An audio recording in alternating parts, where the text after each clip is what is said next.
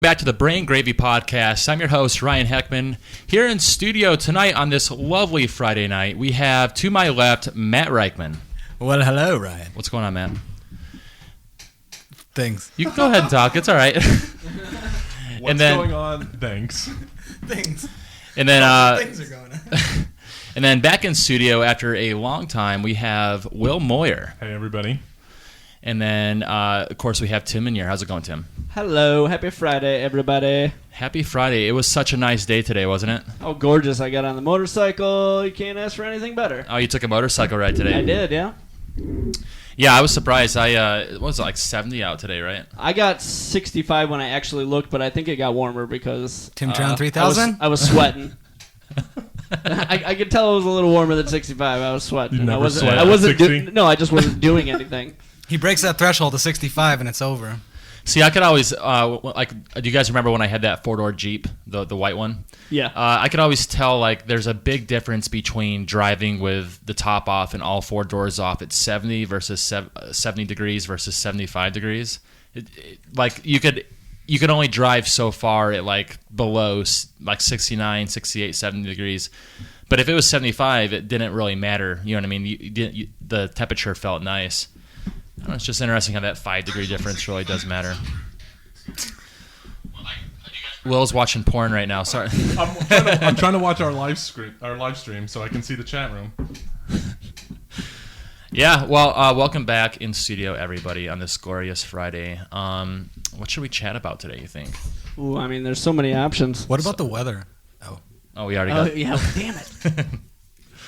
No, I don't know. We could start off on Tim's love of Star Wars again. That's always a good one to start. I will always talk about Star Wars. What's the news in Star Wars this week? Tim, I want you to tell your theory about Snoke. That's the guy from Force Awakens, right? Yeah.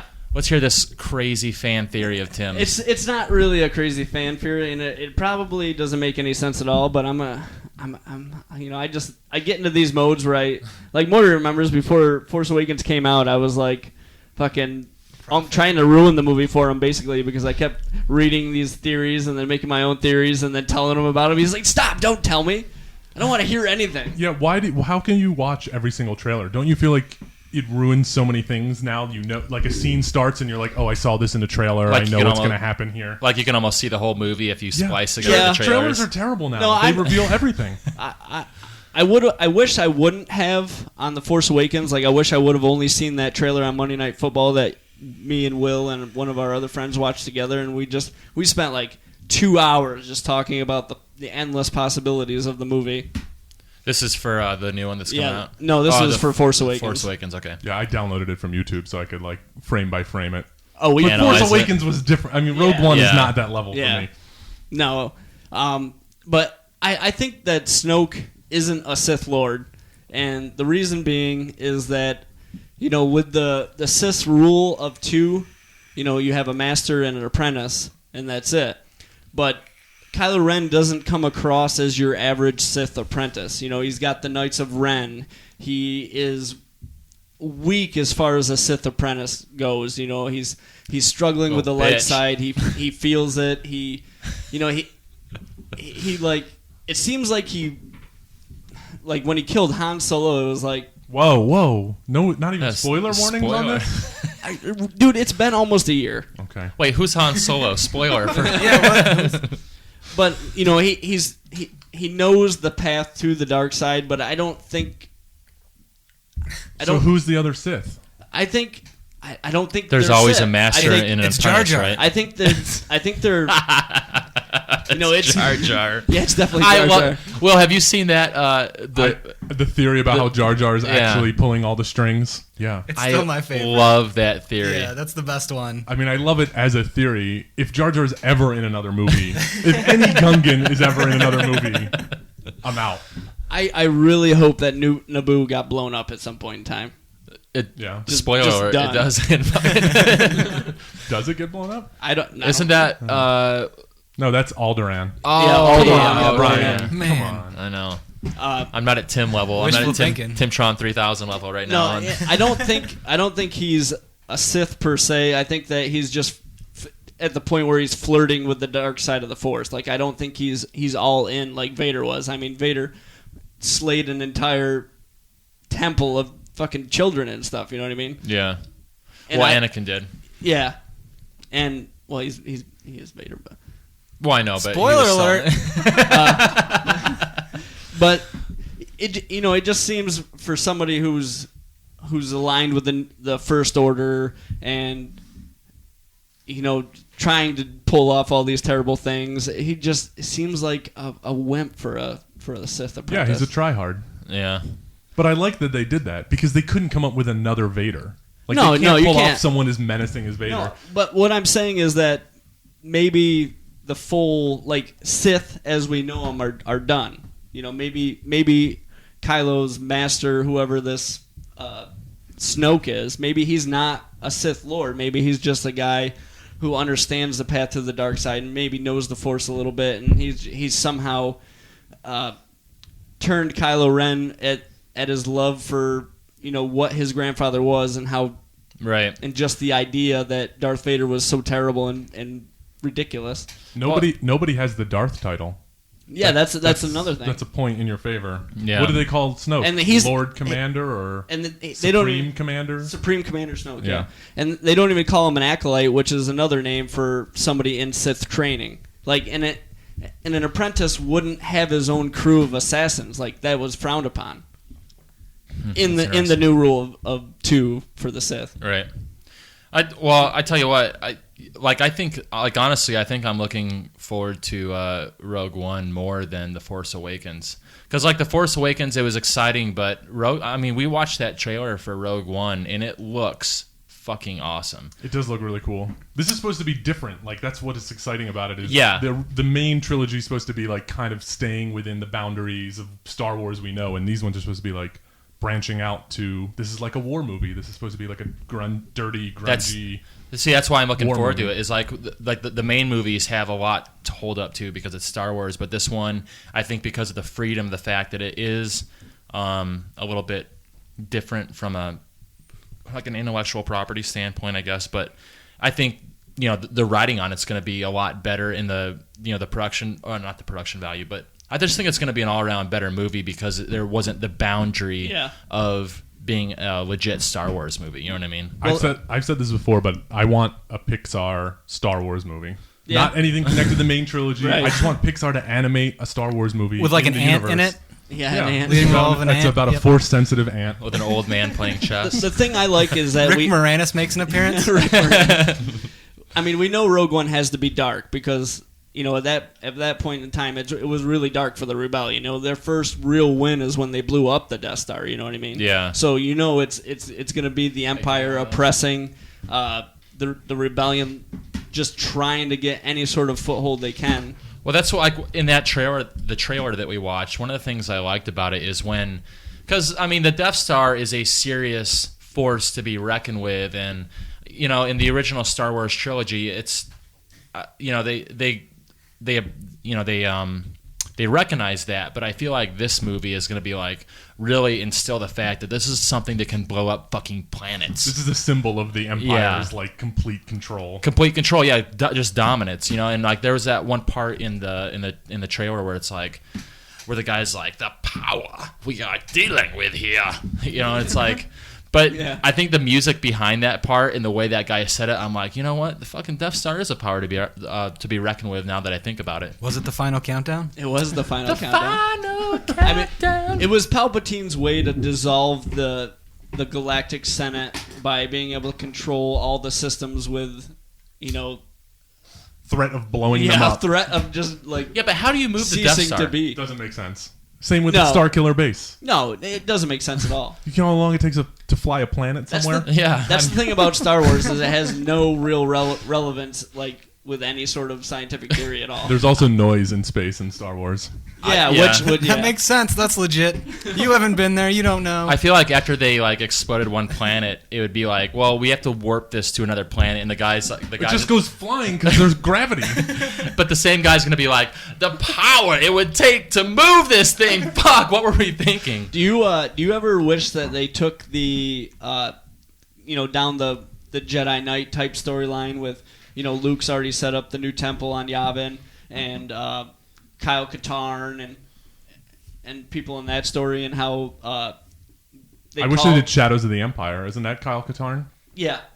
That was a cool story. That was an N64 video game that was like between Empire and Return. Yeah, it was one of the something, first Jedi Knight games. Yeah, that was awesome. Yeah, and the Imperials are still around, but they call them a remnant because it's just leftover remnants of the Empire. Yeah. What are you asking me about? I'm just. Do you think that storyline would have been better? This is like that show that remember Chris Farley had that SNL skit where he brought on like famous TV actors. He's like, you remember that one time? And the guy's like, yeah. He's like, do you remember it? No, I'm asking if you think that storyline would have been better than the fucking Starkiller base. Yeah, I think Starkiller Base was stupid. Yeah, it's the worst. It was just a total rehash mode. All right, I've got a Star Wars question for you. How long is it going to be until we get a movie where the main character turns to the dark side? Ooh. You think the main character of Rogue One is going to... They kind of hinted at that in one of the teasers. Tabulate, Timtron. I don't think it can be in that... I don't think it can be in that era. Because, as far as... Other than the Force Awakens game, which has the Force Awakens game? Or, no, the Force Unleashed, I'm sorry. Vader's Apprentice. Yeah. I'm on your level. It's falling apart. I know what you're talking about. Yeah, I mean, there's no known real apprentice. These fucking guys.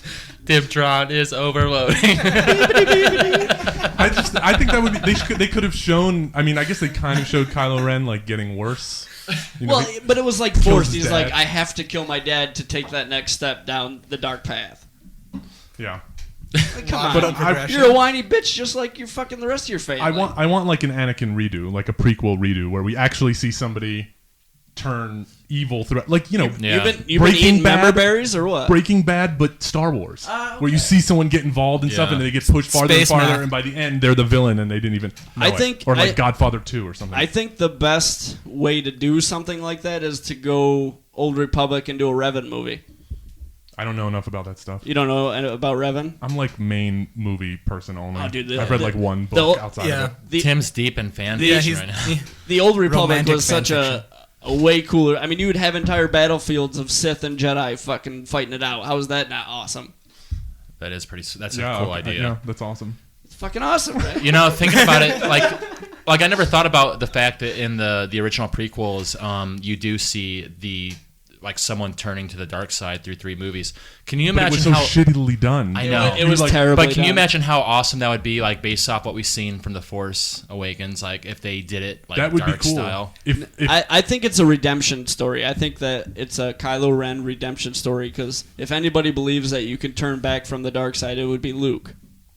So what? Luke's going to redeem himself by turning Kylo Ren back to the good side. But I think Rey will have more to do with it. Either, who knows? Maybe Rey will succumb to the dark side as they transition Kylo Ren back to the light side, and she will now become this new.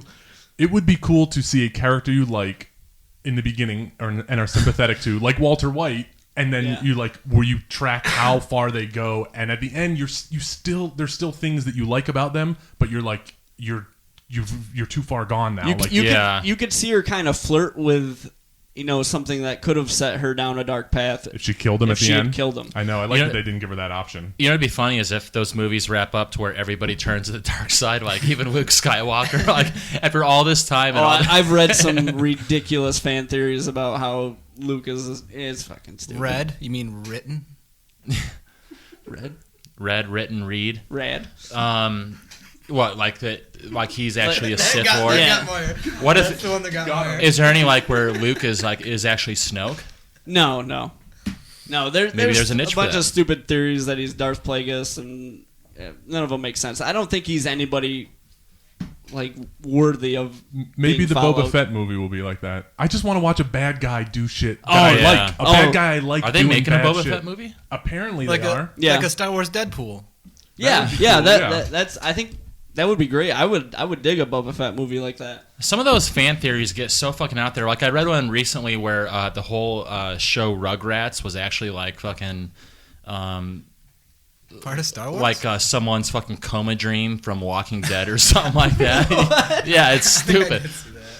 Like I don't know if that's it was like the whole thing of Rugrats was actually like was Chucky's dream, and Chucky is actually like who's a fucking famous They're, right now. they're all his imaginary friends or something. Yeah, like just those fan theories that are like it's like a BuzzFeed article where it's like, come on, like this is you're stretching the They're limits. trying to take Rugrats just a little too deep. Yeah. There's one about Harry Potter where it's all supposed to be like an allegory for mental illness, and like Harry Potter is not going to Hogwarts, he's going to like a mental asylum, and Voldemort is like the really? dark side of his personality that he's battling with the whole time. And it's if you Google That's it, you kinda can cool. find it. Yeah, it was interesting.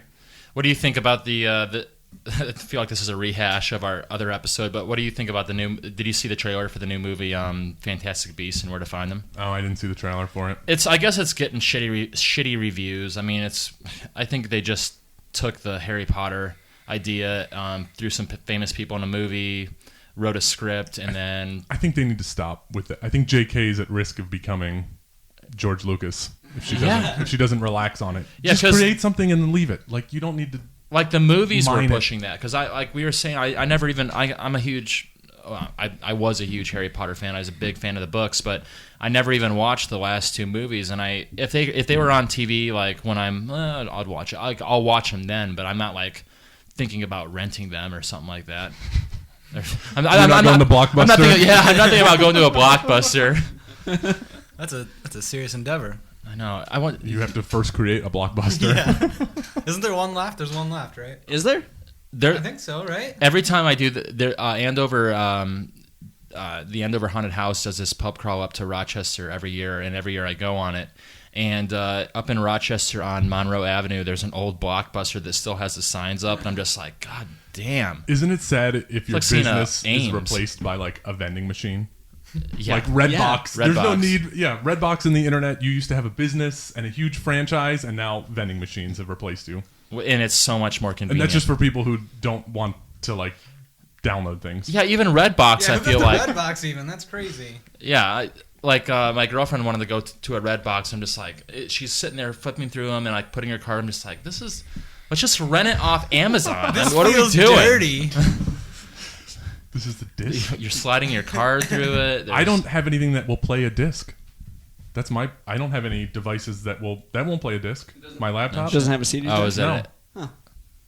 I know- Yeah, I mean, I CDs guess are Xbox. becoming I antiquated. guess an Xbox will, but You have an Xbox? yeah, I mean, I left it in Colombia. An Xbox One or a An 360? Xbox One. You left an Xbox One in Colombia? Yeah, it was like donated to I bought it as my contribution to the apartment. Like they bought furniture okay. and fridges, and I was like, I'll buy the Xbox. Do you ever like think about going back to Colombia at all? Yeah, I mean, I'm full on my tourist visa for 2016. You can only get 6 months. You get 3 months on entry, and then you can renew it for another 3 months. So I can't go back until 2017. But it's an awesome place. I mean, it's cheap. People are friendly. It's a great place to live. Yeah, I mean, I looked at your photos down there. I'm just like, fuck, I'd love to do that. Looks gorgeous, man. Just go Fucking live in. gorgeous. Let's just move the podcast to Colombia. Sound like a plan? I would do that. Rich came to visit me. Rich Everly, Yeah. our friend. How much does it cost to live in Colombia? Like basically what our average living condition is here. My first apartment in this year when I went, I think it was either $150 or $200 a month. What? And I mean, food fuck is outta you're here. regularly eating, like $3 meals to $5 meals. shit. A pack of Marb Lights is $2. Jesus Christ. And then a fucking 8-ball Coke is like fucking 25 cents pretty much. I don't know anything about any of that. Yeah.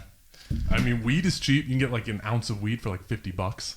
It's like an order of magnitude cheaper than That's in the crazy. U.S. But Yeah. I heard from other people. I wonder if there's any like Allegedly. engineering jobs down Allegedly. there. Do you see a lot of Americans going down there to work? I mean, is it something that's There's a lot of retirees, and there's a lot of people who are backpacking, and then there's a lot of like people that work at NGOs, or they volunteer, or they teach English. And I don't think I met anybody that was like working at like a big high-powered job, like an engineering job or something. But I mean, they exist, and I guess they need English speakers, so it's definitely possible. You probably have to learn Spanish. yeah? It's not that hard. Didn't you teach English for a little bit in I taught it in China. Like China? my first year in China, I was teaching English. So do you know how to speak Chinese then? No, I mean, I learned like taxi cab Mandarin. Like I could order food in a restaurant and Right. have basic interactions. So how did you teach it though? They didn't want you to speak any Mandarin. Like you had a Chinese assistant who would help you, like if you needed to do translation. But they wanted to be like immersion. So like you only speaking English. All of your lessons are in English. No shit. How did you get that job? I think we found it on the job board at our university. We saw that there was like Teach English Abroad organizations, and then we started with that, and then there's a very famous forum like Dave's ESL.com or something, and they just post like tons of agencies that will place you, and then you get in touch with an agency, and they're usually huge ripoffs. Like, really? The agencies take they tell the schools like your salary's twice what it is, and they just pocket half. the other. Oh, really? Yeah. But like that's an easy way to get in, and then once you're in, you get like so many connections on the ground and stuff. So it's just like they're middlemaning the access to it because you don't fucking know how to get a job in another country. And what's your day to day like in that job? Like, what do you I was do? a kindergarten teacher, so I would like get up at like 7:30, and I rode a bike. I would ride a bike to school, and then it'd start at 8. And I mean, it's kindergarten, so like a lot of it was like glorified babysitting, where like you have an English lesson or you do flashcards, but then you like are taking them outside and you're taking them to lunch, and you know, Were they well behaved? I had 19 to 25 5-year-olds, so like I don't know if well behaved is This is like even a Chinese concept. version of kindergarten cop It for was, yeah. Will Moyer. I definitely had to give up my expectations of like control, but it was good. I feel like it made me a better person, but because I think I went in thinking like, oh, I'll be able to like keep control of it. You cannot keep control of like 19 5-year-olds. I mean, you have children. Like, I mean, 2 is insane. Just 1 2-year-old is enough to push your patience level to the absolute maximum. Yeah. So you throw 5-year-olds, which are, you know, sure they're a little bit older, but they still act like 2-year-olds. So They're whirlwinds. Wait. And they're just constant drama of like someone took my toy I'm playing with. I don't want to tie my shoes. I don't know how to tie my shoes. You're like, you did it yesterday. I mean, I feel like you do know. You should just be like, communism. This is what What are you communism playing is. at? And then, like, my daughter at 5 was already, like, super dramatic. So you throw in, you know, 5-year-old girls that are just, like, so dramatic. The world is ending anytime anything doesn't go their way. There was tears all the time. Oh, yeah. Constant, Crying all the constant time. tears. You get sucked into petty arguments, and then you hate yourself for getting sucked into it. Like Like None of Star those are Wars. my 2-year-old, so. Like Yeah. Star Wars arguments about who Snoke really I is. know. it's like having Tim on your podcast. Yeah, basically. I know stuff like, you know, there's nap time. I want my Matt to be next to like my best friend. And you're like, I know you're going to talk the whole time, and I don't even care because whatever. Or you end up thinking that you do care about those things. You're like, well, you can't talk the whole time during nap time. Yeah. And there's another voice in your head that's like, do you give a shit if they talk all during nap time? But then you know that other, like the people who run the class are going to be like there's Chinese teachers that are also in the class. They're going to be mad if they're talking the whole time, and you're like, well, you don't know, like you're not actually going to sleep. You're going to get in trouble, and then you just are arguing about like where a mat is placed on the floor for 10 minutes. And a 5-year-old being like, I hate you. You can't tell me what to do. And you're like, I don't know what I'm doing. Like, I need to go drink. Yeah, I mean, it's always in the back of my mind to just like fucking sell my house, sell everything, and just go do something like that. And there's nothing really stopping you. People do it every day. What about the 14-year-old that you were going to adopt and have him farm in Skyrim for you? Oh, I've lost interest in Fallout, so okay. the 14-year-old's is gonna have to go to another family that's gonna. He's just stuck in foster care forever. No job now. I tell you what, there is something to the idea of hiring a Russian 14-year-old to just come in and level characters in all the video games that you want to play but have no time for. Like Eve, like we played Eve forever. Me and Matt did, and Eve's now free to play, but it's a limited version. Tim, you downloaded it, right? I haven't downloaded it yet. I made an account, and I just have not downloaded it yet. I have another I don't friend. like him. I have another friend who just texted me. He's like, "Hey, I'm all about Eve," and I'm like, "Dude, where were you like fucking 3 years ago when that was my life?" You know what I mean? I love playing Eve, but All I know about Eve was there would be the videos of like gigantic battles, and everything would be slowed down to like slow mo, and you just watch it unfold Yeah, the time over. dilation stuff. Yeah. I mean, that's what I mean. Like those looks battles, awesome. those battles look awesome because the people that cut those scenes in like are right in the middle of it and speed it up a little bit, but like we've like do you remember when those big battles were going on and we like, or at least I did, I would go like I'd figure out where that was happening and then just go sit on the edge of it cloaked and just watch it. But the time dilation is just like you see a fucking Titan, which is a $4,000 like real like actual US dollar cost $4,000 of in-game currency. Why do they cost? How does you pay money to get? If you were the in-game to transfer currency? it through the monthly subscription, yeah, they can equate to what its real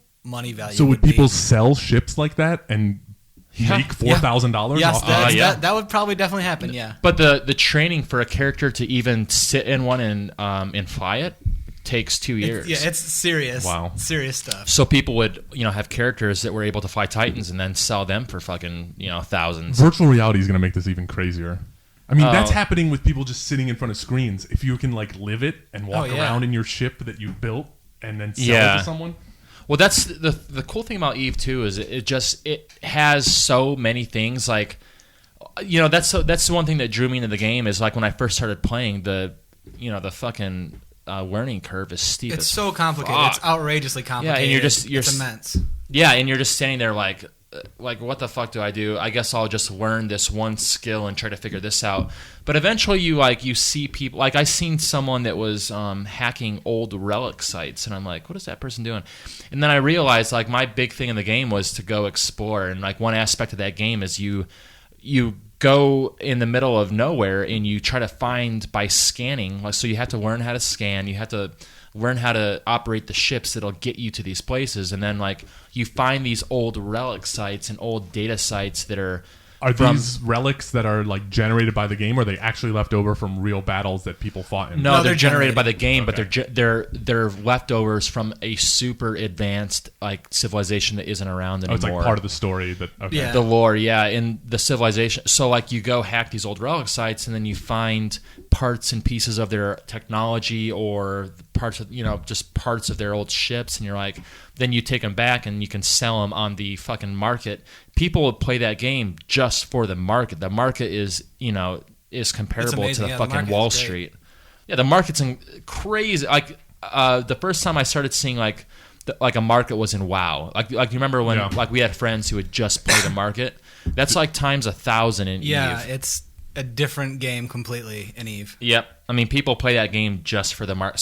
There's a percentage of people that just play the market. And in that CCP game. even hires like a whole team of market analysts just for their fake market, their digital fake item market. Yeah. Yep. Exactly. And so there's people who are playing and don't have the time to put into it, so they just buy a $4,000 ship.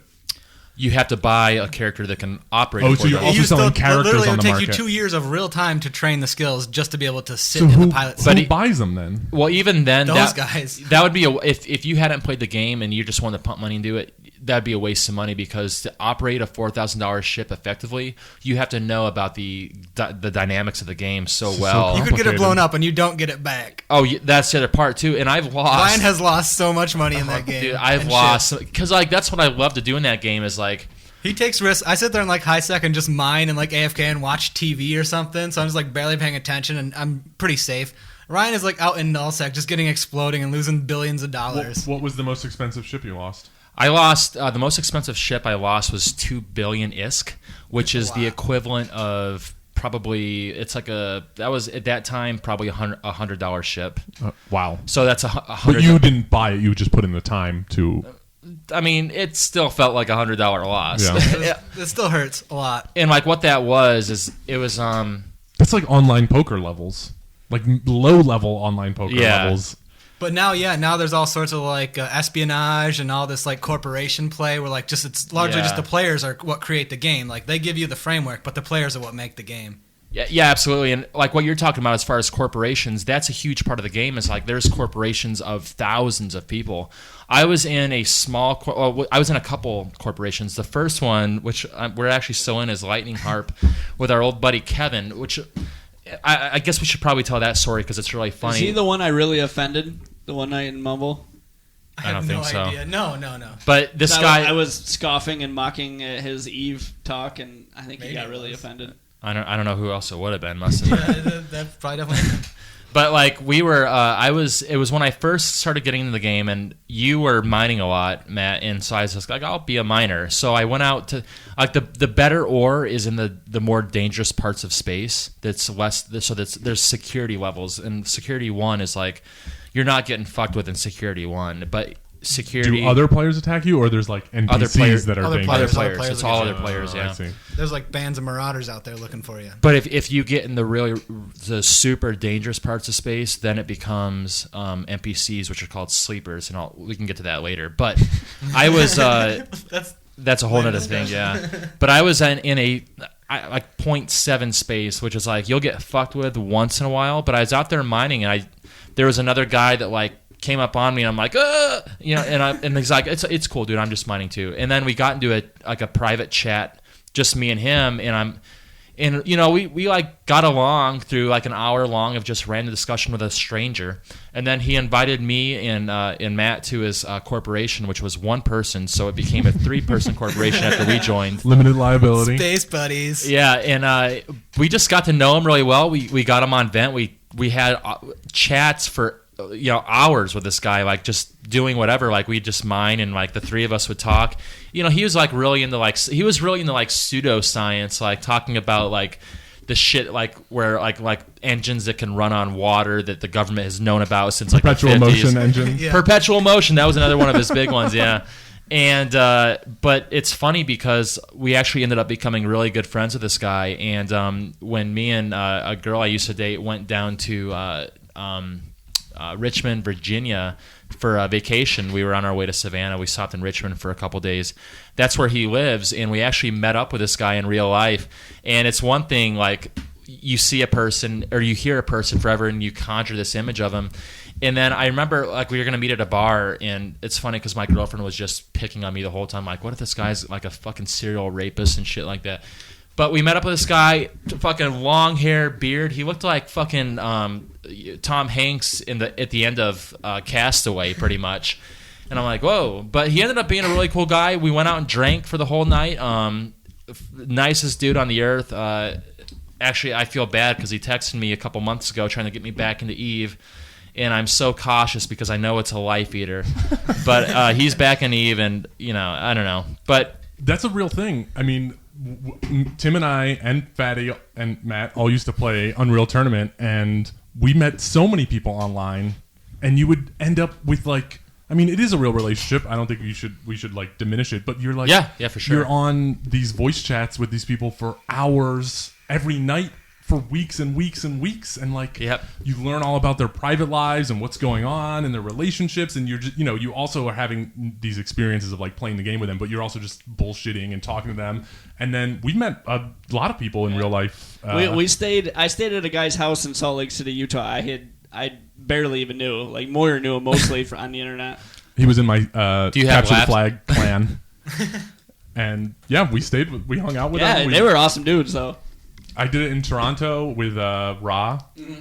And it was awesome. And with Dog Pound in Kentucky. Like, I remember when we played Cursive and Dog Pound and Cursive's brother in that one match, and we were like fucking them up pretty hard. Like, that was the crazy. Like, I was amazed at that point because when you play those guys online, it's like a totally different feeling because with all the lag and everything else, and then you get on LAN and you realize that when shit's happening right now, that you can actually play with these guys somewhat. Yeah. It was a weird experience for me. It's very weird to explain it to people who haven't had that experience where Yeah. you like meet somebody else, or you're dating someone and they're like, how do you know this person? You're like, we played video games for years.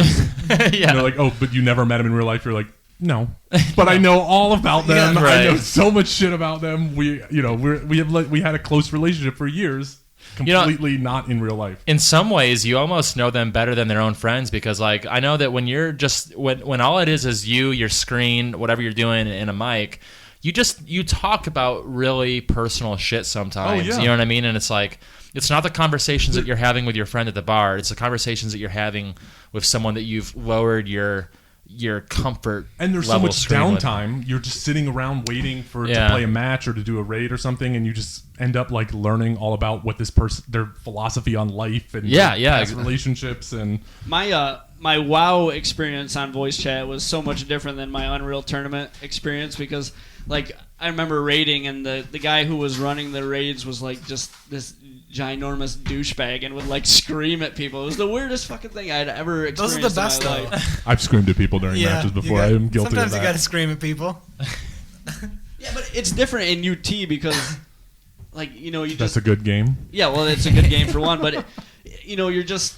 It's so much more intense than, like, raiding and WoW and, like, trying to get fucking... I don't know. Raiding in WoW gets pretty intense. It does get... Boss fights get really intense. Progression. Yeah. How many of your listeners have we alienated at this point? All of them. We're down to one. We've singled know. it down to one person. It's whatever. I don't give a shit. And that's Tim. His name is the Star Wars thing and everything else. Sorry, guys.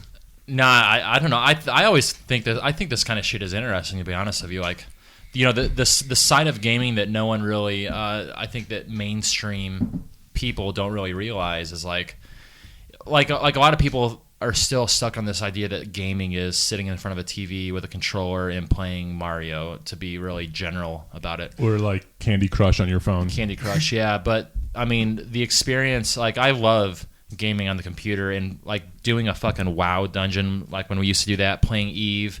The experiences that I have, those are so fucking amazing that it's like when I think about going back and getting back into that game, I'm like, well, there's a whole...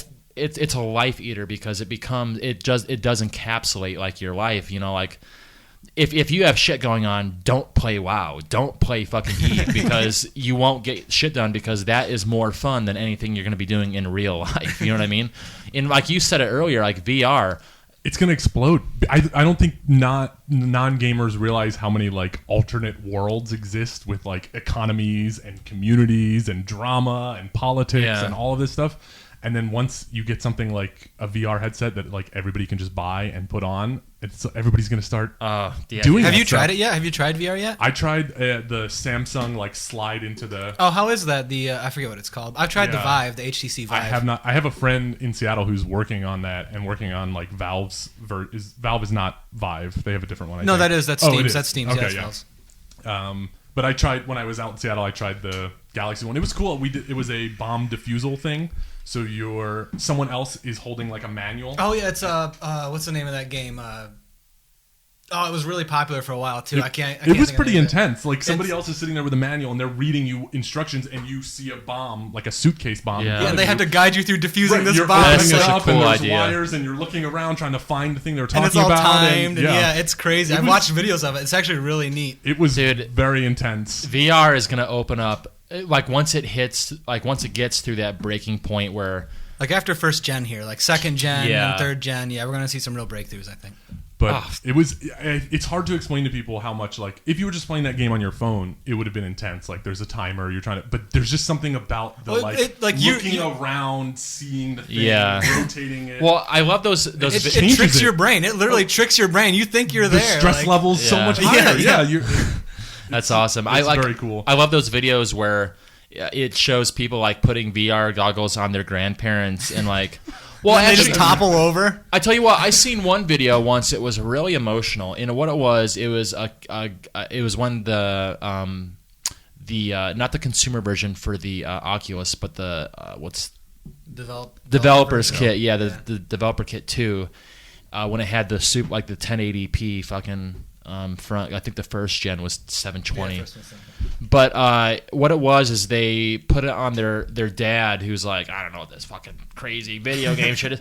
And what it was a simulation of being outside of the International Space Station and just floating around the Earth. So what it is just you can look this way and see the International Space Station, or else you can look this way and see the Earth, and then eventually it comes to the point where the sun breaks over, and then you can see all the and he valleys. Crying, doesn't he? And he starts crying, dude. And he's like, I've always wanted to do this. I've always wanted this. And he starts crying, and his son's like, Dad, are you okay? Like, but it was his dad that that you could just tell had that immersive experience that is possible.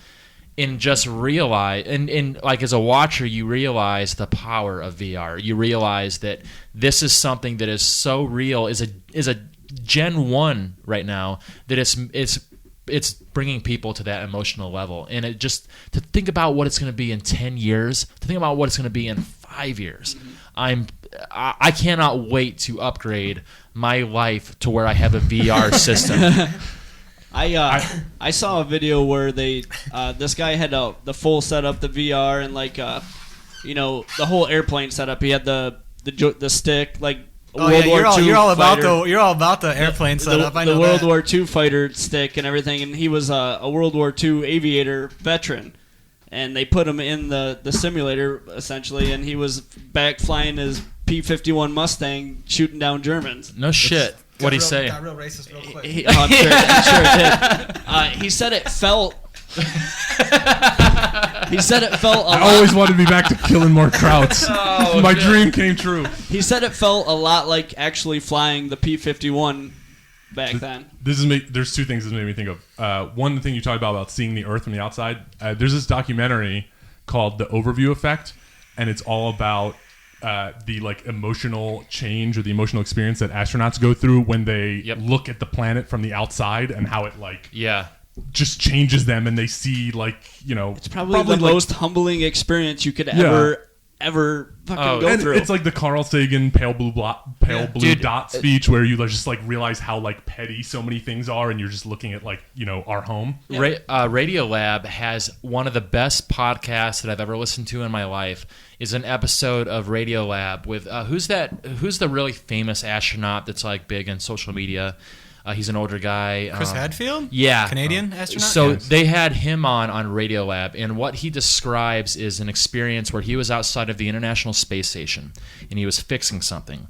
And he was fixing something, and then some stupid thing happened, and he had to wait for 90 minutes until he had reached a certain part of rotation of the Earth before he could go back to it. So he just had to hang out. So he just had to hang out, and what he did is he turned off, and they were on the dark. So what it was is they were on the dark. So the sun was on the other side of the planet. So he had no light. And I don't know what else went along with that. But what he did is he turned down his radio a little bit, turned off all his lights, and he was immersed in complete darkness. And he said he turned around and looked at the universe. Stars, yeah. And because there was no light interference, the amount of stars that I guess you see when you're in space compared to what we imagine you might see is night and day. It's like in that one line from 2001: A Space Odyssey when it's full of stars. It's full of stars, which is one of my favorite parts of that movie because that's a real, like the author of 2001, Arthur C. Clarke, wrote that line with a specific meaning in mind. That's a really important line in the book. I've read the book and in the movie. But that's what Chris Hadfield said it was like, is just he sat there and contemplated his life while looking at what is a sea of stars, and just that experience on him. And the way he describes this experience, I remember listening to that podcast for the first time, and I still have it saved. It's one that I've never gotten rid of on my phone, and it just humbles you, and it choked me up to listen to him describe that, and not for any other reason than just realizing what that must feel like. You know what I mean? Like an experience that I'll probably never get, but just hearing his human interaction with something that is really, outside the bounds of what humans were ever supposed to be able to do. Is 99% of human history, humans only left like a 3-mile radius or something, a 10-mile radius, and just to feel so insignificant too would probably just that's be what it is. Yeah, crazy. Just that experience, and like going back to VR. I mean, this Gen 1 is giving people that experience on a very basic level. What's it going to be like in 5 years? One of the things that both of you guys made me think of, besides the overview effect thing, was video games. Other people have said this is not like an original idea of mine, but other people have talked about how video games are this weird art form where you need a certain amount of skill to enjoy it. Like anybody can sit down and watch a movie, or anybody can go to a play or listen to music and like experience, like more knowledge about music will make it more rewarding, but like you get it even if you don't understand anything about it. But video games are this thing where it's like you have to have like this almost lifetime of experience of just orienting yourself in a 3D space. How many times have you tried to get somebody else to play a game, like a 3D game, and they've never played it, and they like can't move themselves around just doing- correctly. Like, and what are they- you doing, man? Yeah. My first PC game, I was a ground shooter. Like, I for some reason, I could not fucking function with a keyboard and a mouse. I was like, And I think most gamers are not very sympathetic to people, but it's basically you're like, hey, there's this art form that I love. By the way, in order to experience it at all, at the most minimal, you basically have to like relearn to walk and relearn how to like live in it. But the thing that's cool, I think, about VR is that like it takes all that away. Where like now you can have a grandpa who has no idea how to use WASD and a mouse or a joystick can like put on a VR headset and just do the thing manually with his own hands that he knew how to do. And so I think it's going to explode for that reason. There's just how many people don't play video games because they feel like they can't. They don't know the like and language even like of the interaction. non-video game possibilities with it. Oh yeah, that's like the augmented reality. Yeah, stuff. You yeah. just walk around your house and you know, turn on your fridge. Well, like another one that like I see is like people that have like That was the one. The worst example. just look at your fridge and like look at your fridge in a different way. All my food is spoiled. I just turned But if on I my put my fridge. VR headset on, it's all still good. Oh, there was one thing even with the like the Samsung VR thing you could do. There was like a movie watching app, so it wasn't just like a It's in a movie theater on or the something? screen. You're in a theater. Yeah, I've seen and that. there's Oh, shit. a giant movie on the wall, and you can invite your friends to it, and they're like sitting next to you in the Yeah. seats in the theater, and you're like, "This is so awesome." Yep. Like I just Dude. watch a movie with all my friends. dude, and Like, hey, that pipe sounds down, amazing. pipe down over there. I could melt into a couch with a fucking Star Wars marathon with something like that. you could have your own like personal IMAX. Like, we don't need Oh to my like God. go to each other's houses. We could just No, do it you we could online. just never log have in. to see each Yeah. other. Yeah, we don't ever have to see each other. Thank Like God. what we're describing is like a real life. We're in the beginnings of a real life Black Mirror scenario of like That's never true. having to leave your house, and you know, there's good and bad parts about that. But I think the experiences that we're describing are worth it. I mean, will people still go out and do things with their friends? Absolutely. But if you can watch the new fucking Star Wars movie in a virtual theater where it has like you can look this way and look that way and your friends are sitting there, why would you pay money to go up to the nearest IMAX theater, pay money to go? Yeah, I mean, there's still overpriced- something. There's still something to the physical experience. I think that people Yeah. do, but I think all of the like criticism about technology isolating us, I feel like it's so overblown, and every generation does it. They're always like, "Oh, all these kids on their calculators, they're not learning any important math." Right. Or like, you know, everyone's you're just gonna read a novel, that trash, that's all fiction. Why don't you go read a history book? Like, people really said that, and I think like the early 1800s, they thought like novels were like rotting people's brains the same way people think TV is doing it or social media is doing it. Well, I remember when CERN first announced the discovery of the Higgs boson. There was a lot of people that were like, well, great, we spent fucking $20 billion on a super collider that discovered something that we, like the Higgs boson, like what does it do? Like, and even explaining what the Higgs particle does in physical space is so far beyond a lot of people. You can't explain it simply, but it's dumbing it down to the point where it's like you're getting away from what it actually does. But my point in saying this is like when I remember people when that discovery first came out, people were like, well, why does this matter? A lot of people were talking about when the electron was discovered, when people figured out that, you know, around an atom there's these fucking particles that are called electrons, and it's like, well, we don't really know what to do with them. We don't really know why they're important. We just know they exist. Turns out electrons are like literally the most important particle. They are everything. If we didn't have electrons, like literal, you know, physical space wouldn't exist. Electronics, those aren't possible without electrons, or at least non-bonded electrons. You don't know. Like I don't want to be like an old person in the same way I was just picking on old people saying technology is bad and be like, oh, our society now, it's so messed up. But I do feel like there's a little bit of like we lost that idea of like just learning stuff and exploring the universe for like its own sake, and just like we should put money into that as a society, and we should support it without being like without having to be profitable. right. There's an Onion article that was funny that is all about how like it's basically like, oh, there's all these new scientists and they're going to change science to maximize profitability, and they're all, you know, it's all going to the point where like they're considering not even engaging in scientific endeavor until they do like the market research on it. And you're like, this is so, I mean, it hits home like a lot of Onion articles, but you're like, oh, how much of human exploration is now reduced to like, what can you show the tangible benefits for this? Because it has to be funded by this government or this company. And if you can't show a ROI for the next 10 years, then like, we're not going to do it. Well, I tell you what, I think to bring that back around to VR, I think that once VR gets integrated in society, that's going to totally change the. But that's an easy money maker. I feel like that's like Facebook buying Oculus. They see like we're going to be able to make money off this. Well, I mean, like what I mean by that though is like, can you imagine like, like a lot of people don't go into scientific fields because they think it's all fucking equations and all math and all this shit. The beauty of science is like when you recognize how fucking like beautiful it really is. Don't imagine like we all grew up learning chemistry and learning physics in these classrooms with someone in the front with a fucking piece of chalk. Take that out of the equation. Imagine you have a VR goggles on, and in front of you is fucking Neil deGrasse Tyson, or in front of you is fucking that Asian scientist that is always on TV. What's his name? Whatever his name, but Bill Nye. No, well, Bill Nye, yeah, It's Bill Nye.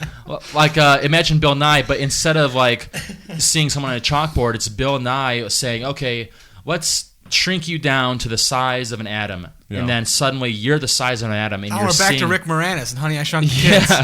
Magic School Bus, and then like you're seeing like you're able to interact with this physical world of. Because it's impossible to actually image an atom. It's physically impossible. It's less than the size of a wavelength of light. So we'll never see what an atom is in real life, but we can put it in a VR like a VR headset and like show people like, hey, this is why fucking reality exists. This is why all this stuff happens, and they can see fucking ionic bonding, or they can see covalent bonding and like understand it from a visual level and say, okay, now that I see that from that level. Let's go back and then show the fucking formulas that say, see this? Like, this is the charge on this fucking atom, and this is the charge on this one, and you bring them together and then divide them by the square root of their distance. That tells you the fucking energy that's associated with it. You know what I mean? Square law. Oh no. You're reminding me of I think the graphic artists or whoever, there was scientific consultants and graphic artists that worked on Interstellar. And they wrote like a whole paper about modeling what like a wormhole would look like, because they did it in that movie and it made it look like a bubble, and there was all kinds of like a lot of the CGI effects were based on like actual physics right? equations. Yeah. But I mean, that's awesome on one hand, and on the other hand, you're like, it's kind of a bummer that like in order to do that, we have to package it up in like a giant blockbuster movie that's going to make hundreds of millions of dollars. But yeah, I don't know. Learning stuff that you don't already know is like awesome, but learning stuff that nobody knows, that's like super, super sweet. Yeah. And I feel like maybe we've lost a little bit of that recognition of how awesome it is to learn something that nobody else knows. Even if you can't do anything with it, like you're just like, well, we know this now and we didn't before. A part of that is like, and I can see it now because I'm an engineer. I work in fucking a scientific field. The days of coming up with like I'd say that the last true the last true like area of where an average scientist could do something groundbreaking was probably nuclear physics with the Manhattan Project. That's a very high scientific field, but people were already like physicists who went to school for physics didn't realize that they were going to be on the forefront of some crazy new type of physics that only had been developed. You don't think 20 theoretical years before physics is like that now? Yeah, what about the particle collider and all that? But to be a theoretical physicist now, you have to attain such a high level of knowledge. Oh, yeah. You have to first go through physics, then you have to go through fucking particle physics, then you have to go through, Well, also, they just don't want like your average Joe, just boot up the old particle collider. Yeah. I think part of the problem with like the academic funding and stuff is it rewards like ultra niche stuff. That's the only place it is that you is get there funding for, there has to be a practical application, or it's like ultra niche where you're the only expert in this field and you are going to write papers about it, and it's hard for other people to even judge it, and you're like the sole expert on this thing, versus like somebody like I guess Einstein or the kind of like classical physicists who are like, I'm just going to think about the universe Yeah. And I'm just going to do a bunch of general research into whatever is at the forefront of human knowledge, and I don't have like a specific hyper narrow niche that I'm going to ask for funding in. I'm just like, pay me to think about stuff. I mean, but that's all there is left. I'd say like the last scientist that was like an Einstein level was Richard Feynman. No, I think it was. I think it was. I'm sure it was going to be Einstein. Feynman was awesome. Richard Feynman was a physicist, and he worked on the Manhattan Project as a young physicist before he was renowned. Richard Feynman developed quantum physics. He developed particle. Like if it wasn't for Richard Feynman, we wouldn't have particle physics. I don't know if that's true. That Richard Feynman developed quantum physics? I mean, I think he developed a branch of it, but I think that was like, all the way back with like Einstein was talking about stuff that would eventually become quantum mechanics. But he didn't realize it was quantum mechanics. He was talking about stuff that was, I mean... He didn't coin it, I guess, but... Yeah, I mean... Coined the term. But the part like... Google that up. Anyway, even so, like he did. Yeah, I mean, Richard Feynman was the father of quantum physics. And I watch you totally fucking. I thought like Niels Bohr and those guys. Niels Bohr developed. No, Niels Bohr developed the atomic model, but he didn't develop the subatomic model, and he certainly didn't understand particle wave duality. I have to think about that one. Now I gotta think back for that one. Here's a Wikipedia thing. Quantum mechanics gradually arose from Max Planck's solution in 1900 to the black body radiation problem. That's going way too far back that you can't. And Einstein's 1905 paper, which offered a quantum-based theory to explain the photoelectric effect. But true quantum mechanics, like would the name actually as a field being of study. Maybe, yeah, or like the standard model of quantum mechanics is like this separate thing than just general. Yeah, they were getting there, but it wasn't. Okay, fine. Specific. All right, you win that one, Ryan. Okay, fine. We'll give that one to Ryan. No, now I'm interested to see if I'm true about Feynman, but if you're true about him, or if I'm right about Feynman, rather. Is it true? Now I'm starting to question myself, but yeah, I don't know. I mean, like definitely like the last like frontiers of science where it's like a true like brand new science. I don't know if there exists anymore. I think they must exist. I think we just think they don't because we've been more.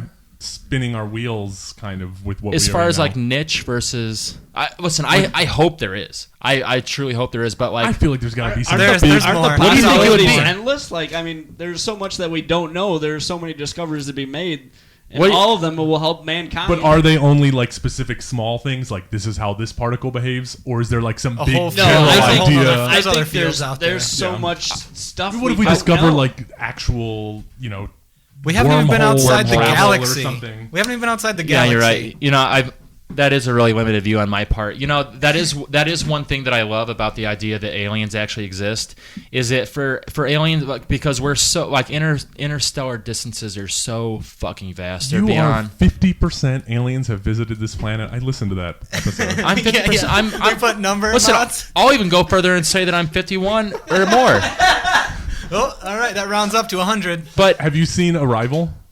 I haven't. I feel like you would be into it. I just watched it like 2 days ago. Is it good? I really liked it. I want to. Is that movie we talked about? We looked at, yeah. But for Lois Lane and Hawkeye, they team up in it. It's a crossover. But for actual aliens to exist, there has to be a whole other realm of physics that we're not even remotely aware of yet, because interstellar distances are so vast that there's no way that aliens are coming and going without the knowledge of collapsing space-time and taking the universe and folding it like in that movie Event Horizon. And there's just no way that a civilization can do that without a generational ship. You know what I mean? So if aliens do in fact exist, that also tells us that the physics behind what they're using, we're not even remotely aware of. We have to be noobs with physics. We don't even have a unified theory, so we'll just start. That is true. It doesn't all mesh yet, so there is more than we're aware of. The unified theory links the subatomic model with the atomic model, right? Yeah, and then there's no link between and quantum, general relativity. Yeah, general and quantum. Yeah, yep. But we know there's things that like inhabit both fields, like the center of a black hole, which is tiny, but in creating like this gigantic gravitational field. Point masses. That's what I love about like when you hear shit like that, like a neutron star. One of my favorite things to quote to people that just to get them into science, is 1 tablespoon of a neutron star. A neutron star is where all the atoms have collapsed to the point where it's just a fucking thick-ass pile of neutrons. Infinitely dense. Well, not infinitely dense. Almost. Approaching Infinitely dense would be a black hole. But so if you were to go up to a neutron star and take a tablespoon out of it, would you shut the fuck up? Take a table. Most annoying like thing a you can real do on a life troll. podcast is correct people's I know. pronunciation. like I did it too. But Can I finish, you fuckers? All right. If you were to go up to a neutron star and take a tablespoon out of it, not a tablespoon, it would have the same mass equivalent as Mount Everest. Yeah, that's true. That's a real fact. A tablespoon of a neutron star has the same mass equivalent of fucking Mount Everest, just because the space in an atom is 99.9999%. You know, I really wish I had taken chemistry and physics right now. Hey, you got Star Wars though. I was like, you know, the only thing I know how to do is use the inverse square law to determine how far I need to stand away from a gamma radiation source. That actually, the inverse square so law you don't works. turn into the Hulk? The inverse square law works for like 50% of physics. Things. Yeah. Everything falls off at that. Intensity and distance. Yeah, I mean, that works with energy. That works with I think it's so gravity. many things. Gravity, anything that has a Anything field. that kind of radiates or has a field. I asked Google a question the other day. I wanted to know if you would feel any sort of G-force if you were in like some sort of ship in outer space, and it said, If it's accelerating, then yes. yeah, it said that you would because You your know- body and then your seat. I have an interesting point about this. Acceleration is indistinguishable from gravity. It is gravity. Yeah, I mean, in one way to think about gravity it is. that you are It's There's changing permanently accelerating through space-time. But because you're changing space. You're warping Yeah. space-time essentially, right? Yeah. Like that's the other thing too that I love explaining to people is like they think like we still don't know what gravity is. All we know is that gravity is a fucking is a product of having mass. You know what I mean? And it's like the most simplest way to explain it is that you have a sheet that is like like 4 people are holding it on each corner. You put a bowling ball in the middle, trampoline. and that represents space time. And that's in physical reality that is what is happening in 4-dimensional space. You know what I mean? I mean, they know that's true. Time slows down in Yeah. in the closer you get to high gravitational fields. Well, when they when they were first developing GPS, when it was still just a military top secret thing, they were having trouble actually getting it to pinpoint exactly what was happening, and they realized that they weren't taking into account general relativity, because those satellites out in space, being further away from the gravity well that is Earth, were in a different time than what people on Earth were experiencing. It's the weirdest thing. They to do think it. They about. put clocks on planes and supersonic planes and fly them around, and they're off from the starting point. Anybody that has flown is technically in a different You experience time slightly slower. Yeah, like they're in a different fucking time than they're not in the same timeline as they were when they were on the ground. I mean, it's a weird. It also means strangest the concept. speed of light is not a complete constant. Ooh. It's relative. I don't know. It's all relative. It's really weird. No, it's I true. don't know. If I've never you're- heard that before. What does that mean? It's just that the gravity affects even light. I can't really get Yeah, I too don't far know. into it there. We'd have to really fact check that one to the get it least right. but- qualified people to be talking Yeah, about well, this, but that's always my complaint. Do you guys know about Magnetars? I just recently learned about Magnetars. Oh, they're the nastiest and thing that out there. sounds like the most terrifying Yeah, thing you I've don't ever want to heard get anywhere of. near is those that things. a dinosaur? No, it's Is that a it's- Pokemon? It is in fact a dinosaur. Pokemon. It sounds like it. No, it's apparently It's a neutron star, right? It's a form of neutron star. and it has a mass that's like in an infinite time bigger than Earth, like, and they're floating around in space. And Their magnetic force is so strong that if you're even like within like so many thousands of miles of one, which you'd never be that close to one, but it would rip your atoms apart at the molecular level. Wow. So they're the nasty. and they're out in Nastiest thing space, out there. just flying around. They're worse than black holes. That's no, crazy. I have not heard of that. That is intense. My friend Tom was telling me about it, and my mind was blown, and I was instantly terrified for the rest of my life. Yeah, don't get close to those. Well, that's another cool idea about the universe is like there's actually like planets. lives in fear of magnetars. I live in fear of Magnetars and AI. Like that is dominating. One my of those I think conscience is most of the reasonable. time. But that's It's another the magnetars. that's another cool thing about space is there's actually like planets that are that are floating out there in space that have been ejected from their own solar system that are just planets that are floating in the universe that we'll probably never see because the distance between solar systems That is a reason we have to get off of Earth. We have all of our eggs in one basket. Like Yeah. we're gonna have to at some point, right? We're gonna For live. humanity to Yeah, yeah, survive, yeah, we we're will. gonna Yeah. have to leave. That's not even talking about like us destroying our own planet, which is definitely a possibility. That's like just some asteroid hitting the planet. Stephen Hawking said it's 1,000 years away. That's a long time. Stephen Hawking said recently that we're 1,000 years away from unlivable Earth. Oh, really? Yep. Oh, I thought he meant like colonizing other planets. No, the Earth based off. Do you think the suicide mission Runaway to climate colonize Mars is Yeah, a Mars good won. idea? Like, there's to no someone's gotta try. terraform it. No, it was just to have people go Just live to go- there, and just they were have going to them go sell live send modules, and like you're It's like a gonna build reality show, habitat. right? I think That's how they were going to fund Yeah. it. It was going to be a reality TV show. I think colonizing the moon should probably be a good Yeah, that's a first good step start. before Mars, because the lessons that you learn from the moon you can take to Mars, because both have basically no atmosphere. But if the Earth gets fucked, the moon is also fucked. But we just need to learn the lessons But first. it's Then we fine, can yeah. take it Do to things Mars. that Yeah. don't scale. Do things that Actually, It's going to cost a lot more to learn on Mars than it will be to learn on the moon.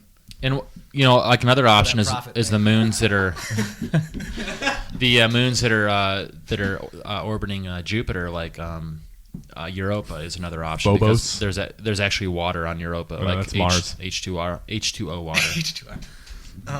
If you correct me one more time, I'm fucking kicking you off this podcast, motherfucker. well, you guys should see Arrival. I feel like you would like it. Yeah, I'll It's- definitely watch that. There is Talk about anything there's for this. no CGI punching. Are we taking a break? No, he's just gonna go. Oh, all right. Goodbye. We'll keep the conversation going. It's cool. It's good. It's very like if you liked Contact.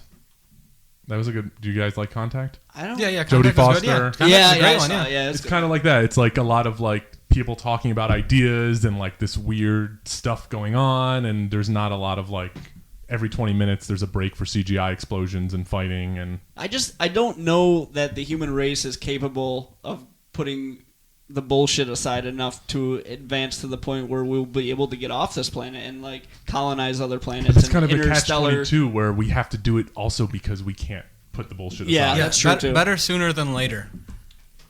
I mean, but it has to be done. Like there's no Maybe, there's no debate about it. Independent groups maybe are the ones to do it versus like trying to get it to happen as a matter of policy seems so far-fetched Yeah. now. Very far. But like maybe Elon Musk is going to make a SpaceX will orbital take us space there. station. Yeah.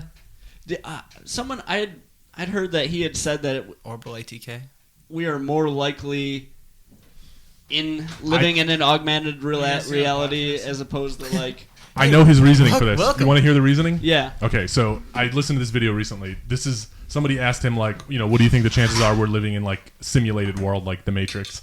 And his reasoning was, so if you look at our own like scientific progress, at some point, even if human technological progress slows to like nothing, it'll still happen on a long enough timeline.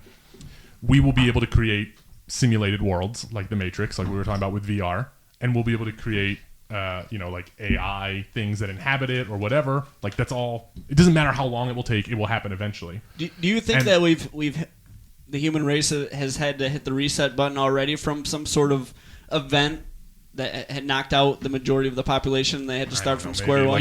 Like the burning of like Alexandria or the Library of Alexandria. That's one and, like, idea, but human also knowledge like is what lost. the civilization that they're uncovering in Turkey right now, which is Göbekli Tepe, I believe is how you pronounce it. That's a whole hill that was purposely covered up at one point in history. And what it is a series of circular like temples and stuff like that that are dating to like 12,000 BC at the earliest stage or the most recent stages. And there's ones that they've uncovered through like penetrating where they can see what's underneath the soil.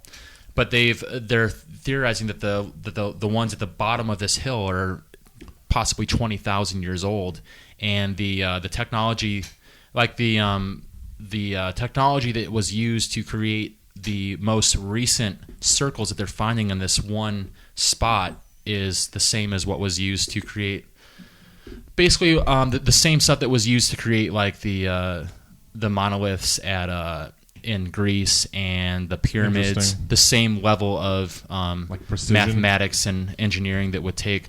Yeah, But like still, if you look at these, I'm skeptical of. I mean, we have to be more technologically advanced now than we ever have been. Like, think about. Oh, I'm not saying like now. I'm just saying like there was a culture or that humans were like at the level of like Greece in Egypt at one point about roughly 15,000 years ago.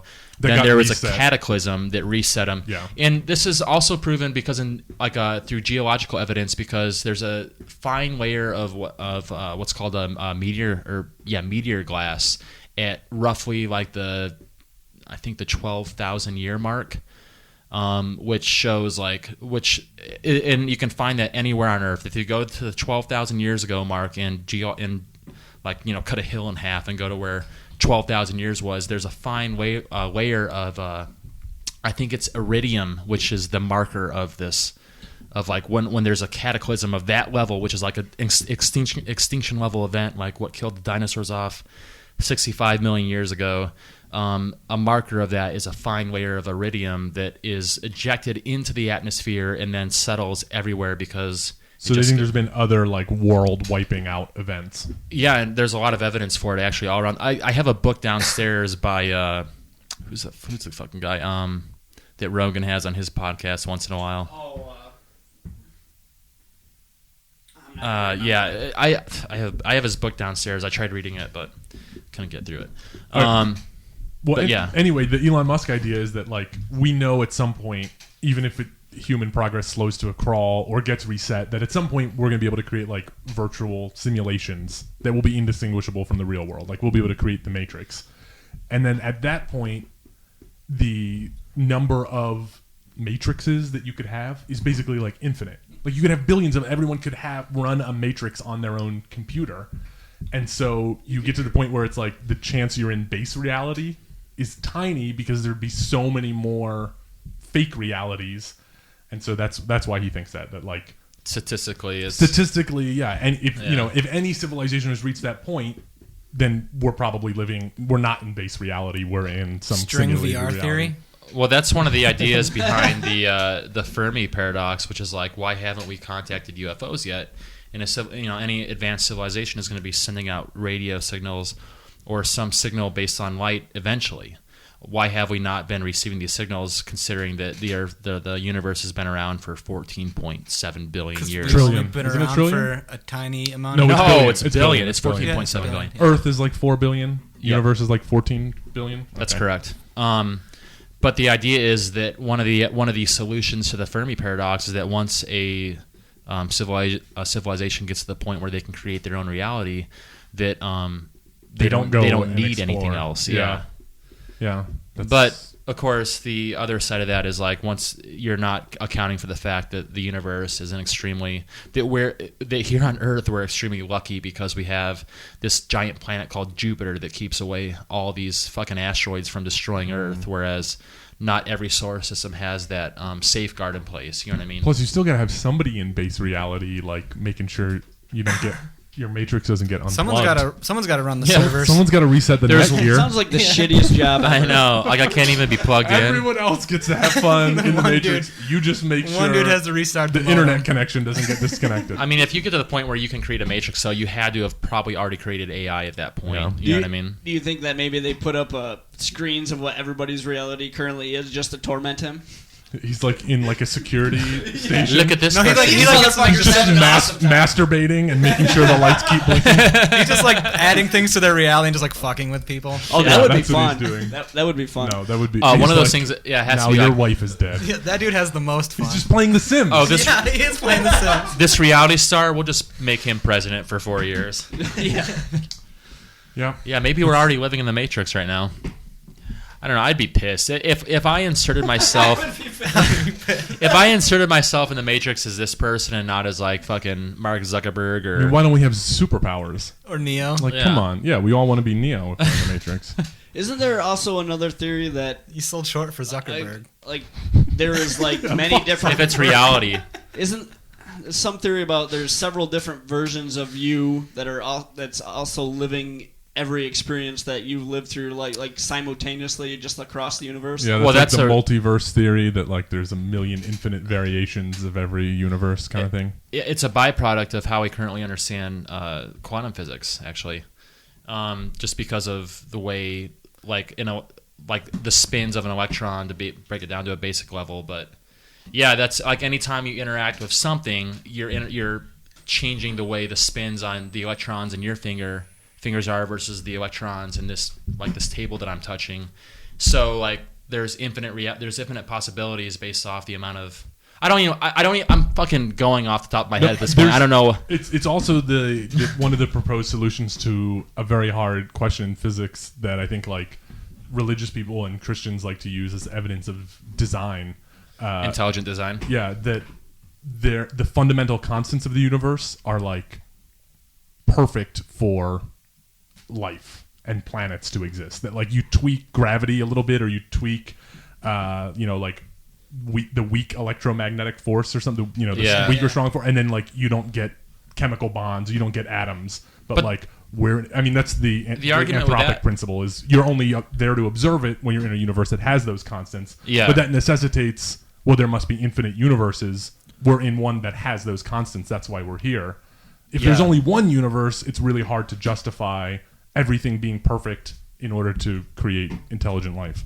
But the argument against that is like, because we exist, those things have to exist the way they do. So yeah, it's the anthropic principle. But it only makes sense if there's many variations. It's the same thing with like, why is there life on planet Earth? And you're like, well, because the conditions are perfect for it. Right. There's infinite other planets where there aren't life because those conditions aren't perfect. But when you get to the question of the universe and the idea that there's only one, then it's a much harder, like, why is the universe perfectly fine-tuned for life?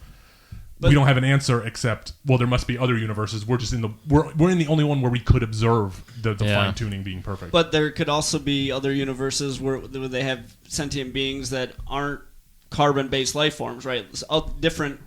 I mean, I think there's people who think that that's possible even within our universe. You can have like silicon. Oh yeah, we can have silicon-based life forms. Yeah. Silicon. I think it's just. Yep, I'm just gonna chime in with that. Silicon. Yep, silicon. Silicon, I agree with that.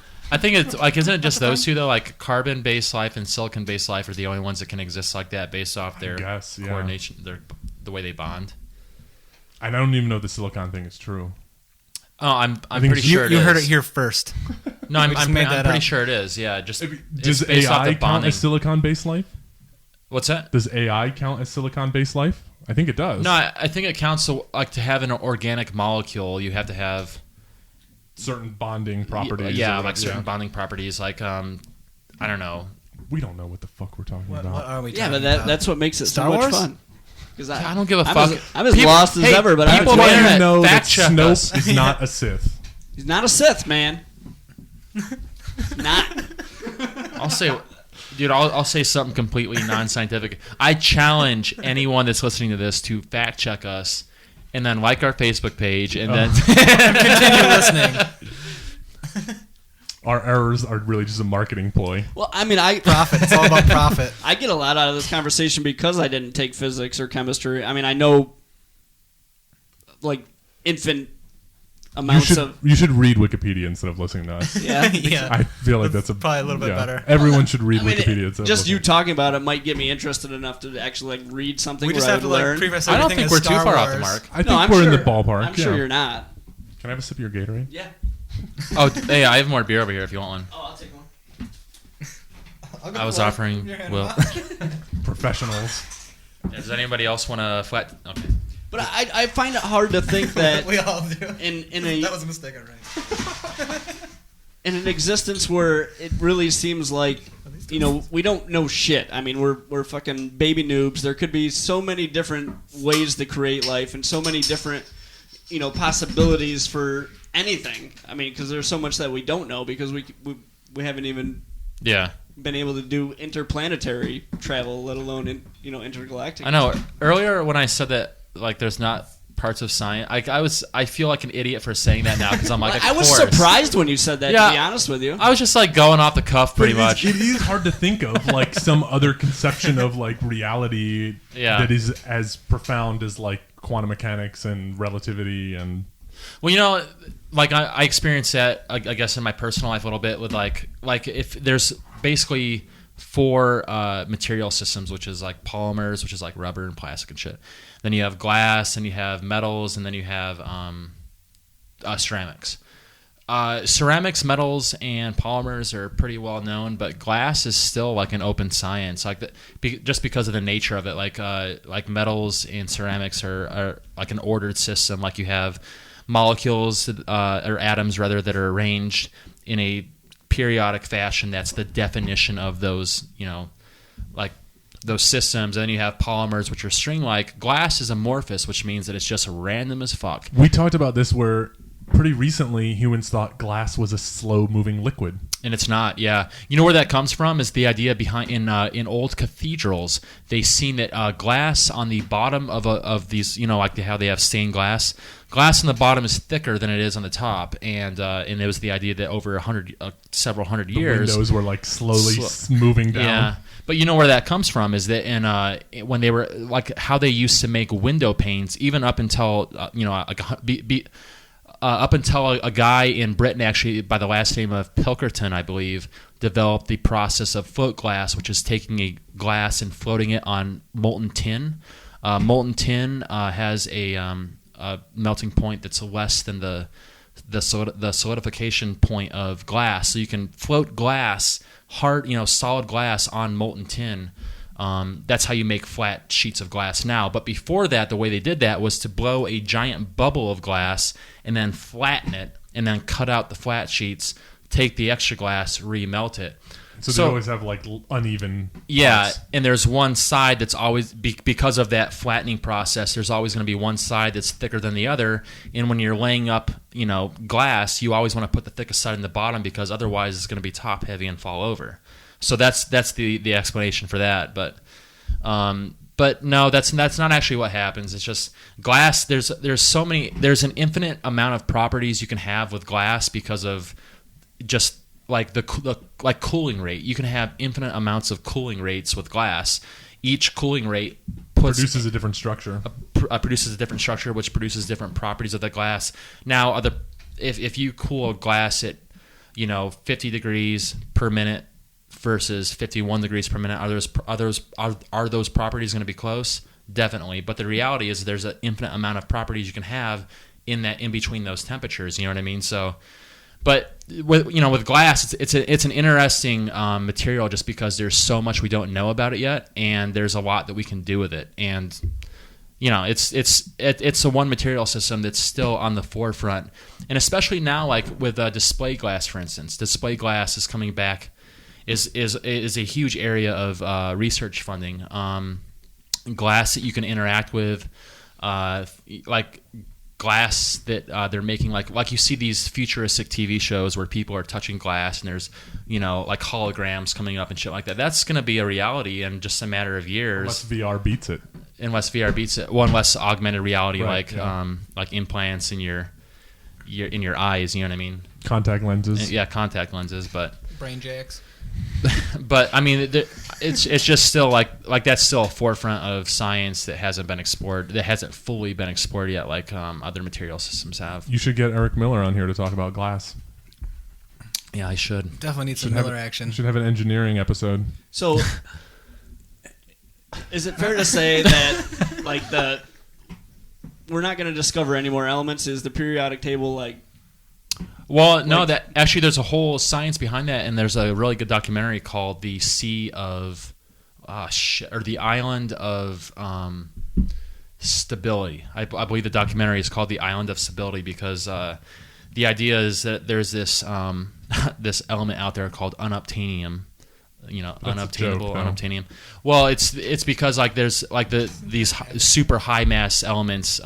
That's what they're mining in Avatar, the movie. Is that right? Mm-hmm. I think So, unobtainium? yeah, unobtainium. Yeah. But we've created elements that are not naturally existing, like there's Einsteinium, for instance. There's Californium. There's all these things there's these all their elements. sweet transition names before they're just like named out a number like unununium. Yeah. Well, actually, it's interesting too. Like if you look at the periodic table, there's like if you look at like boron's elemental name is B. Like the letter denoting it is B. But if you look at elements like silver, which is or like gold, which is Ag. I think silver is. I think it's Ng. No, it's definitely Ag. No, silver. I mean, or silver is Ng. I don't think. Well, like let's go with gold. Gold is Ag. Okay. All the elements on the periodic table that don't have a letter that specifically corresponds to their name are the ones that were discovered before we knew about the periodic table. So like silver's Ag. Gold is Au.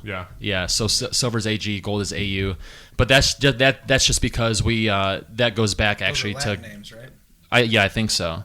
So that's if you look at a periodic table, that's how you know the elements that were discovered before the standard periodic table was developed. But yeah, you can create elements that are like super high mass, but they're only stable for some of them nanoseconds. Yeah, and then they just decay into smaller elements. And you don't need them to last long enough just to prove that they existed. And then, hey, you made a new element, but it lasts for no time. But I think theoretically there is possibilities to make a super high mass element. But everything stable. will be made by man from. There's not undiscovered. Maybe in the center of some kind of star or something. I tell you what, really explore. What you're alluding to, what there is undiscovered is crystal systems. So like to take the most basic crystal system is salt, NaCl. It's cubic. So like you have, think of a regular cube, and then think of all the corners. That's where NaCl. I literally just sodium got chloride. This guy's gamer tag that I used to play video games against a long time ago. What was his gamer tag? NaCl. Oh. Yeah, so that's salt is sodium chloride. But they're in like meteorites. They're finding these cubic systems that. He made that realization. Dude was salty.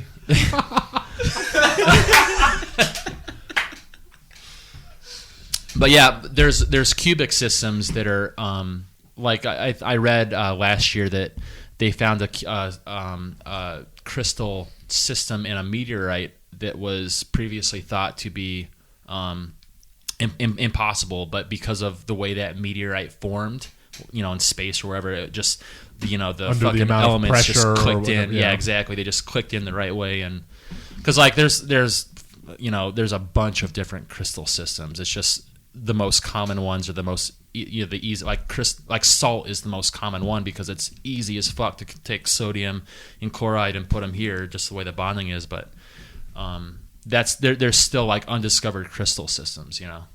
Could you theoretically capture an asteroid to study it? Well, they want to do that, right? Yeah, they're working on that actually. That's in the wild. lasso. Yeah, that would be huge. Are they moving too fast to even be possible? I mean, if you get up to the same speed, if you get up to then speed, you land on. and then Haven't you watched Armageddon? But wouldn't you want to It's totally possible. Wouldn't you want to be able to build stuff on it to control it? You would want to slow it down. Well, you could slow it down with gravity. Yeah, I mean, over a long time. You could put it in orbit, right?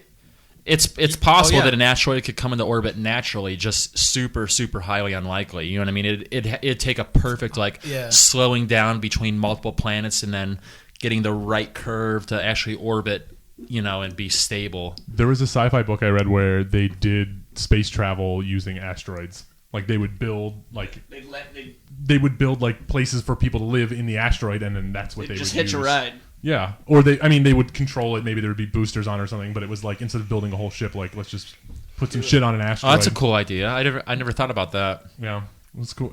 It's called the Sparrow.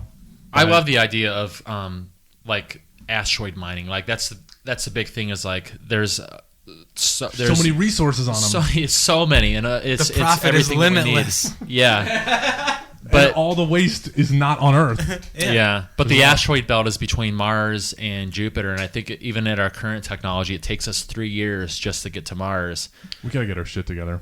I know, as a human race, we need to. We're not even in the asteroid. We're not doing anything with asteroids. Breakthrough with some new engine or something. forget what it was They've called. been testing it for a while. I forget what it's The called. EM engine, Yeah. it's so far from actually being a real thing. But what it does is it collapses space-time in front of it and it expands space-time behind it. So you have an inertia. Do you know how it Is that collapses real it? though? They've done it on like small scale testing. They've shown that Except it there works. is some, Yeah. there is something to it. So just it- that it'd have to be. It would be scaled like up a lot. it would be like a warp drive, right? Yeah, Theoretically. yeah, because Kind you're of. yeah, Because you're creating a wormhole in front of you. yeah. I mean, what you're basically. doing is you're moving through space without the consequence of dealing with long lengths of time. I mean, that's. But like I said, I don't know much about it. It's called the You're creating EM energy from drive. Nothing or something. It's like it breaks physics or something. Like it shouldn't physically exist, Yeah. but it does. It's cool because this guy came up with the idea in the 90s and was laughed at about it, and now 20 years That's later. how it They've works been in the testing it for a science while. community. You come up with a new idea and you Yeah. just get scoffed. They're But- like, "Ah, look at that guy. He's an idiot. That's not real." I haven't read much on it, but I know that for it to be like a reality, it just takes an extreme amount of like what I've read as exotic matter, which I don't know what that means. Is this real though, or is I this have a feeling that Tim's theoretical? idea of scientists, they just do a lot of scoffing. It is in general. no. I They've done feel like testing. the science community is a bunch of scoffers. They said, but dude, on that engine, they do say there is Something to There it? is something to it. Yeah. It could just be error, but they can't disprove it completely. That's interesting. Yeah, no, I mean, they had the whole like NASA tested it a couple years back and showed it where like space time in front of it was a little bit different than the space time behind it in this very very small scale test. Like, but like scaling it up is going to be like 100 years away. How do you put the amount of power? Like, I would assume you would need power to make it bigger, like to be able to. No, that's the whole point. It doesn't use power. Like creates motion from nothing. Or creates energy from Yeah, nothing. How the fuck does that work? I don't fucking know. I mean, don't. They don't know. That's the whole point. Oh shit! It may work, but they don't know why. Can you imagine being like one of the astronauts to do the first interplanetary travel and like you go to this planet and you have limited resources, there's just so much unknown, like how do you not go crazy? I Because mean, you've trained for it. Yeah, I don't you've know. trained Yeah, for but it, is there you're any specifically- amount of training that will really like make you ready for You're such afraid of thing? space madness now? Yeah, Magnetars. Magnetars, space madness, AI. Space AI. well, that's the whole thing behind. Tim's just worried about the future in general. I'm starting to think I have an Technically, anxiety we're problem. in space. I'm gonna get space I madness. really think I might have an anxiety problem, guys. I mean, that's the whole thing behind that movie Interplanetary, right? With Interstellar. or in Interstellar, right? Like, spoiler alert for anyone that's never seen it, but I haven't seen it, but I plan on watching it. I don't mind if you talk about it. like there's that. That was the best disclaimer. Pointless interjection. Anything else you want to get out of the way there? Okay. But that one scientist sent a false signal saying that one planet was habitable, even though it wasn't, just because he had developed space madness, or like He wanted to be rescued. he wanted to be rescued. But Yeah. that's for a scientist that knew that he was going to his death. My favorite part is when he says he's about to give his monologue and he's like, "There is a moment," and then the airlock blows and they cut it off. I thought that was very clever. But in movie making, how often is somebody about to give a monologue and then it gets cut off? I only seen that movie once. I don't remember Okay, that part. Fine, we should actually rewatch it. It is a good movie. I mean, you know what I never understood about that movie is like they never really fully explain like why the fact there's a drone from India that crashed into that fucking. I think the idea was it was on autopilot for like decades or something. But they don't fully explain that. Like I had to look it up. Like that's the explanation I got. But what is that from? Some war with India that we had years before that? Oh, I don't know. You know what I mean? Like I never fully understood that part. I've got a computer question. If we have enough time for another hypothetical, Yeah, we can end whenever. I don't give a shit how long this podcast goes. You guys, would you, if you could inject a computer into you, like we talked about the contacts for like VR, like what if you just got an injection and like little nanobots went to your brain and then your brain became the interface for the computer? I'm all Like, for it. If you wanted to look up something, it would be like, instead of going to Wikipedia, Would it's like you remember it. You use your memory to remember something from the internet. Would you do it? Tim's already scared of it. but- I'm terrified of it, but I have two questions. Add it to the list. Magnetars. what if we computer, become AI? Space madness. No, but the number one, would it allow you to access the rest of your brain?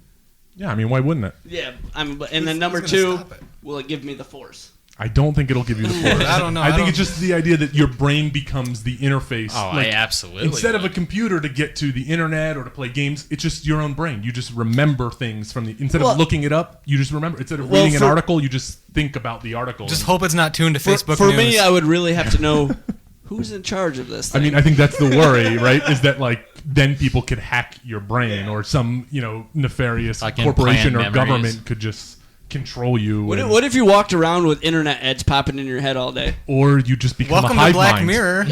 What if you just become a hive mind? Like what? If Reddit is in your brain, Yeah. how long until you are Reddit?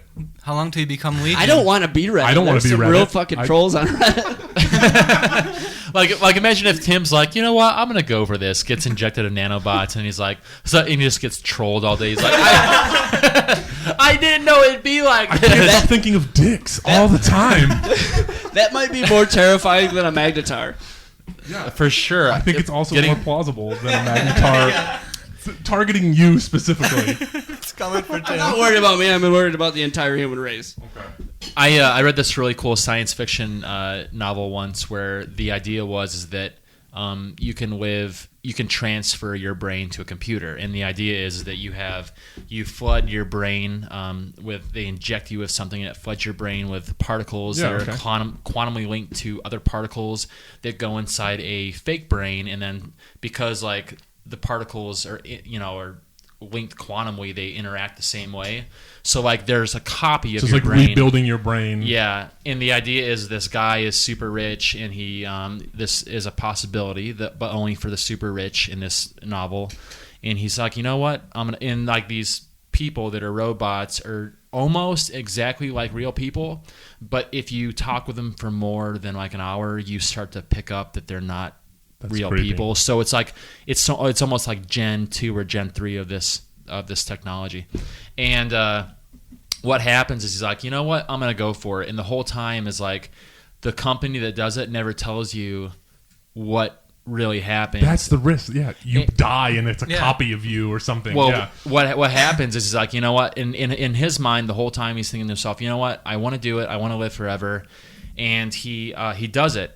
And then for the majority of the novel, you read through this guy experiencing his new life as a robot, and then it goes to the other portion where the person that originally did it is sent to the moon and is now living on a colony of people that are just waiting to die because their new been self, replaced, yeah. their Yeah. new self has been replaced by a robot. And like in his mind when he signed up for it, he thought that he would do That's it. why you don't ever get in a teleporter. You're Yeah. not Yeah. getting a teleporter. You Yeah. are your brain. It builds a yeah. copy of you and Yeah. kills you. Yeah, once your brain is gone, you are gone. Your You are your brain. Your consciousness gets interrupted and there is a copy of you. Is it really though? I mean, like, Yeah, You no, know- I believe a teleporter would be I think so. reconstructing, making a copy.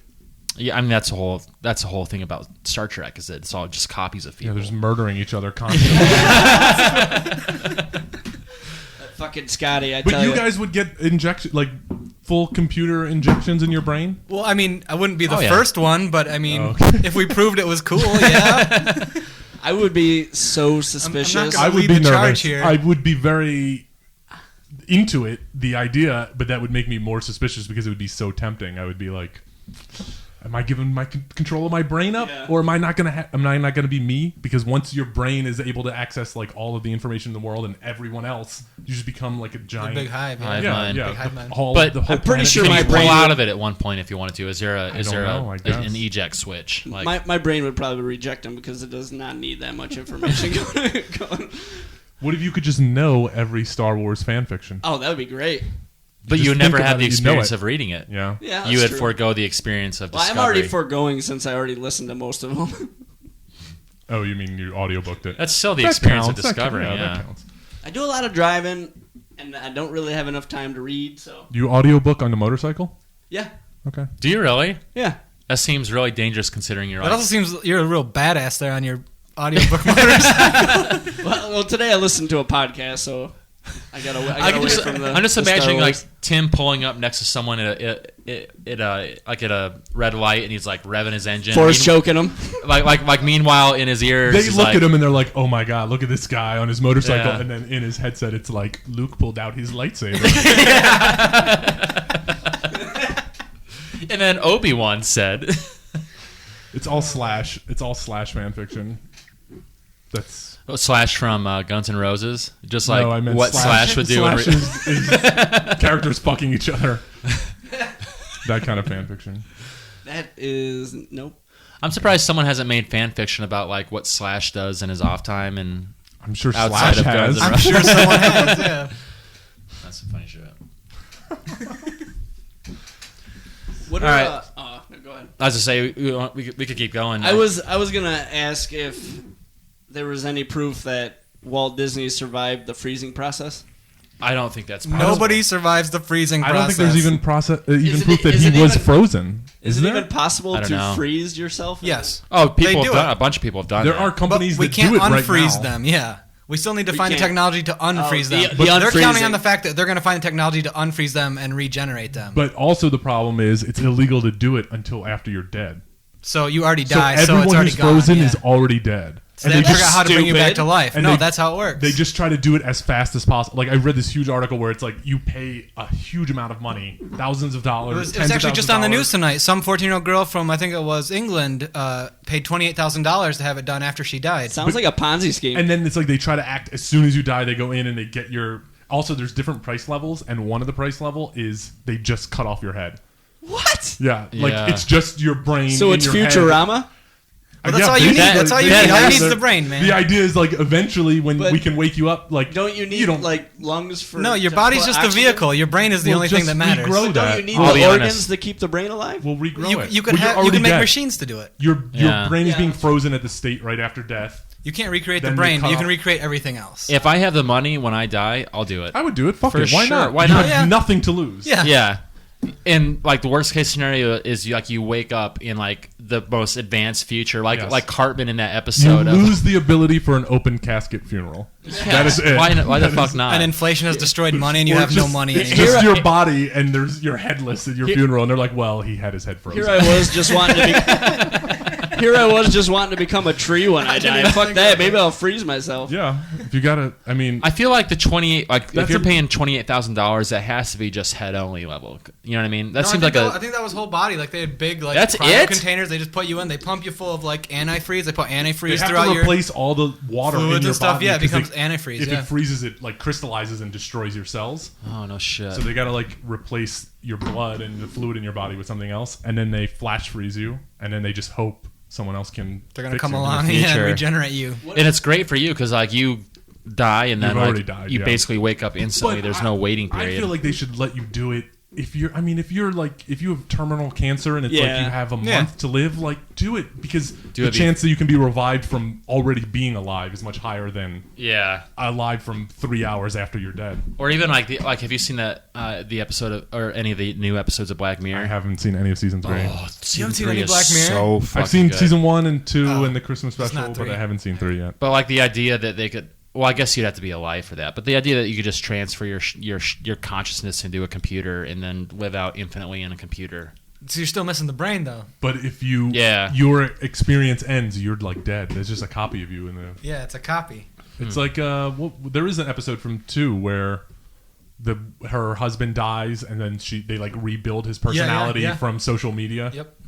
Oh, I didn't see And that. then they didn't implant see it that? into a That was a body, really good and one. it's That was like a really good he's one. walking around and he kind of acts. He still has to like kind of learn to be him, Yeah. but eventually he becomes him. But Huh. he's but not the real him. I mean, the person experiencing him died. Yeah, he's gone. But the people around him get like a copy based on his Facebook posts, which is the that'd be worst version weird. of you. Yeah. It's funny how Black God, Mirror those integrates. selfish assholes. I know. It's just a version of you that takes Facebook selfies post. all day long. Selfish fucking assholes. Just let them go, man. Just let them go. I know. That's God. Oh, the person? Yeah, the people around him that want a version of him that may suck. I tell you what, the thing about our like reality right now is that by the time we die, this sort of shit most likely will be a reality as far as like just the way people interact, like just the, like I don't even know what I'm trying to I say. just hope that But, we're like, right beyond that. Though. These might be options at the these point might be where we options die, by yeah. the time. I mean, like at the rate that technology is advancing, by by the time that we die, there's going to be some. It's going to be drastically different from the reality. There are that crappy we have now. versions of these options right now. Right now, yeah.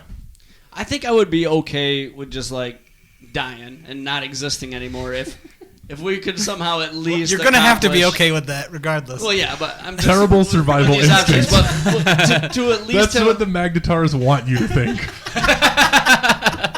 but to at least have accomplished interplanetary travel. Like, You at yourself? least. Yeah, like I would die. Or you happy. just want to see it? No, I just want to see it happen. Oh, okay. No, Like That the should human def- race, That'll probably happen within the next 20 years. That would be cool. and like maybe figure out how to do it quicker. I mean, what? Voyager's already outside the galaxy. Would Oh, it- that's what I was gonna ask. Outside how of far, the solar system. That's what I meant. Yeah. how far do they How expect does it feel to that be probe corrected, go? motherfucker? What? HBR? How far? Do they, Tipplespoon. Tablespoon? Tablespoon. how far do they expect that probe to go? Like, is it gonna go endlessly, or will it just like die and just float eventually? We don't know. Oh, we don't know. It In should. theory, it should go on forever. Yeah, it should go on forever. Really? Getting Does it faster and solar faster. charge itself? I think it's. No, it'll die. It'll die. We have shitty batteries. It's That's one of it's the a things. yeah. It's we a don't it's a even have radioactive good battery. It's not batteries solar. Yet. Yeah, I think it should go on for like It's atomic battery. So Thousands it's not and thousands a of solar years. battery. And do we know how far out it will still transmit images and stuff? It doesn't already. I think. Right. Oh, it's not. I think it broke. Right. A lot of the instruments broke on it, or they've been powered down. I mean, it's a very low power. I don't know. level now. The last picture I saw was from the. I mean, it was launched in what 70s? In the 70s? How far did the Hubble Voyager get? 1 and 2. The Hubble's still out there, isn't it? The Hubble is right It does, outside like, of Earth. Circles though, but it goes out and then comes back. Does it only transmit when it comes back? No, I think it. Is the Hubble It just- only? it just like, orbits the Earth. It's just a telescope, right? Yeah, yeah. Really? It just orbits the Earth. What it does is it just focuses on one part Maybe of I'm the universe. confusing It's, with it's the just Voyager, outside then. the atmosphere. Yeah. Okay, Yeah. then I'm It can see confusing with the better. Voyager. The thing about Voyager, though, that I love is like on Voyager 2, I think it is. It was designed by. There's a disc, a gold disc Both on of there. them have them. Both of them have the gold disc. And they were designed by Carl Sagan, and it has like a man and a woman, and they're both going. The man's going like In this. case and then- anyone finds it. And in it case has, anyone it has finds it, directions yeah. how to make a thing to read it, and it has a lot of our information. It has sounds, music. Yeah, it has like Bach. like TV shows. It's it a has record. A lot of our culture from the 70s. It's like a It's an actual time capsule. record. yeah. Yeah. And it has like it has all our information in like the simplest forms that we can give it, and like there's a lot of people that are pissed, not a lot of people, but Because they some think people. aliens are going to find it and then come kill us. And be Yeah, like, it's like, fucking oh, Carl Sagan. Hey guys, we have sentient life here. Let's go fucking steal whatever they have and They've enslave got them all. gold. They've got gold. Yeah, the Anunnaki for their solar system that's collapsing apparently on the planet Nibiru. Pure profit. That's a real thing. I mean, you can't hide forever, though. I feel like we got a chance. At some point, we've got a Oh, chance. We've been Go for it. sending gotta out. chance We've it. been sending out radio signals since the fucking 1910s. And SETI, yeah, there's the whole SETI program. And like radio signals go at the speed of light, so it's we've been sending out signals at the speed of light for almost 100 years now. Now, how far those signals actually travel 100 light versus years. versus the degradation of the signal. Oh, You know what I yeah. mean?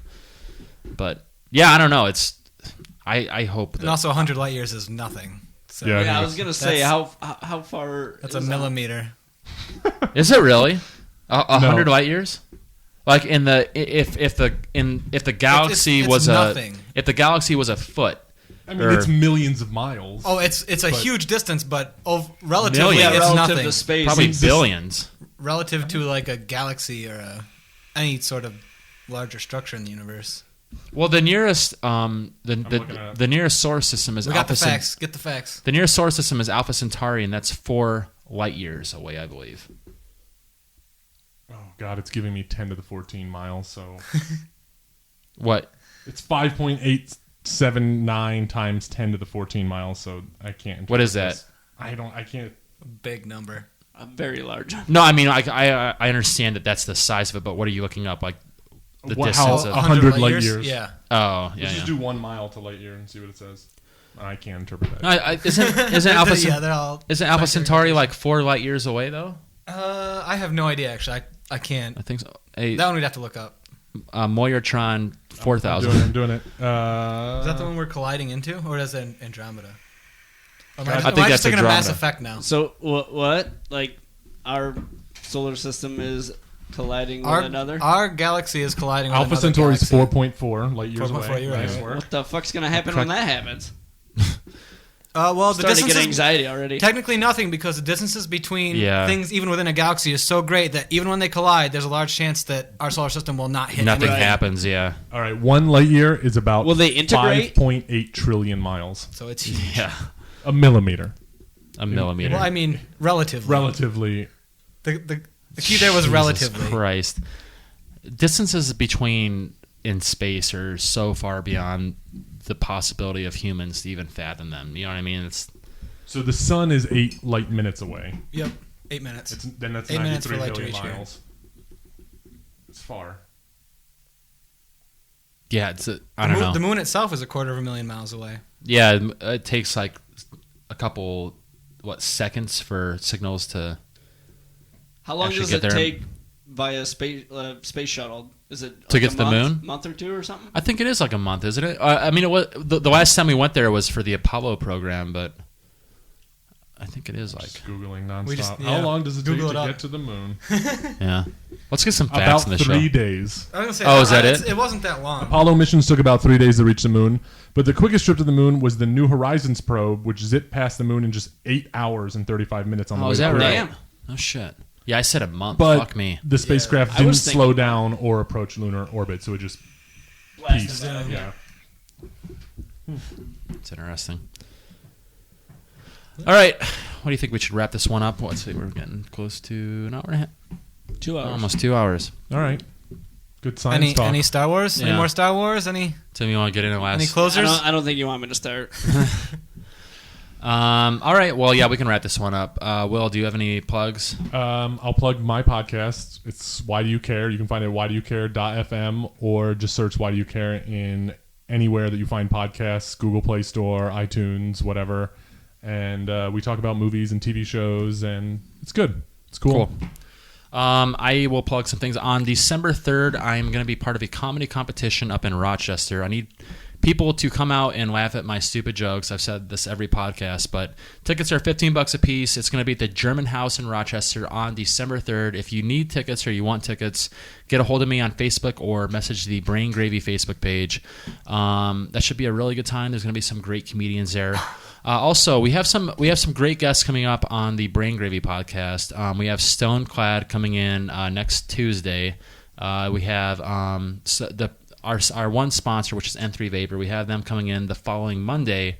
Then on December 1st, we have in Madeline Smith, who is one of my favorite local comedians. She's coming down from Rochester. She's going to be in. And we have many, many more guests lined up. So keep an eye out for our ad posts that we put out on Facebook. Also, if you haven't yet, please like our Facebook page. Like us on Facebook, like us on SoundCloud, iTunes. Subscribe to us on SoundCloud and iTunes, rather. And YouTube. And YouTube. We have a new YouTube channel. We're live streaming all our episodes. Everybody wave at the camera. Hi, camera. And, just, interact with us on social media. That's the best thing you can do right now if you are a fan of the podcast. Other than that, keep an eye out for me. I have some more comedy gigs coming up that I can't really talk about right now because they're not set in stone, but they are in the Southern Tier area. So keep an eye out on Facebook for that. Other than that, I guess we'll just let you go for this latest episode. Peace. So see you later. See ya. Bye, guys. See ya. Watch out for those Magnetars. They're coming. Fucking Magnetars.